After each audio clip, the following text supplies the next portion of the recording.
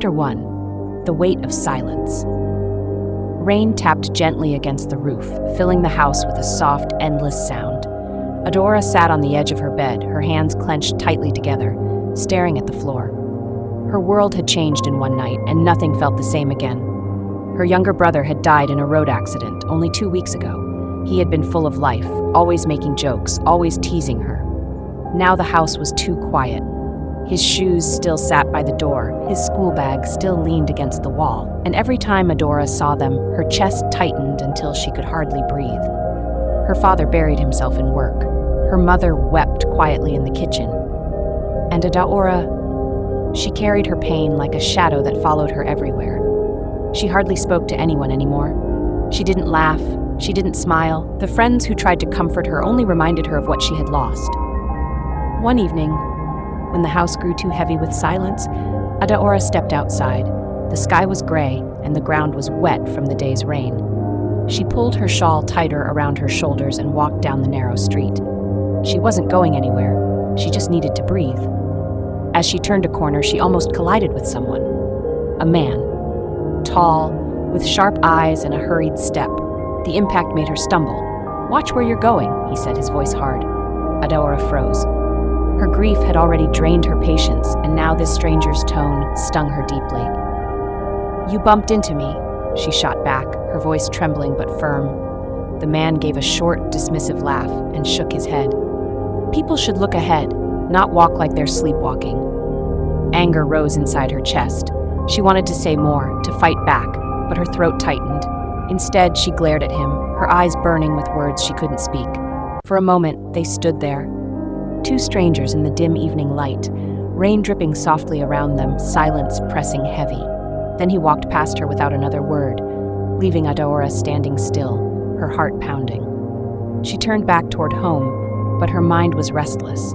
She did not know him, she did not care to. Yet somehow his face and his voice stayed with her long after he had gone. Chapter 2. Unwelcome Faces.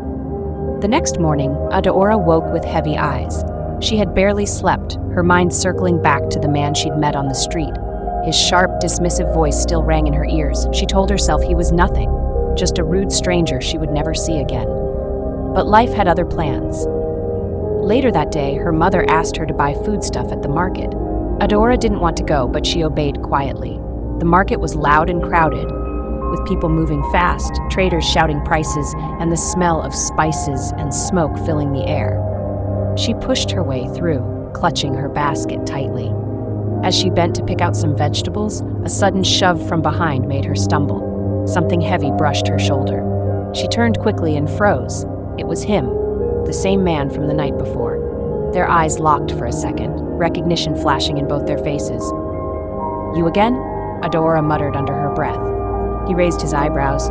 "I should be the one saying that." Adora clenched her jaw, refusing to respond. She picked up her vegetables and moved away, but the crowd was thick, and no matter how she tried, their paths kept crossing. At one point, she stretched for a bunch of plantains at the same time he did.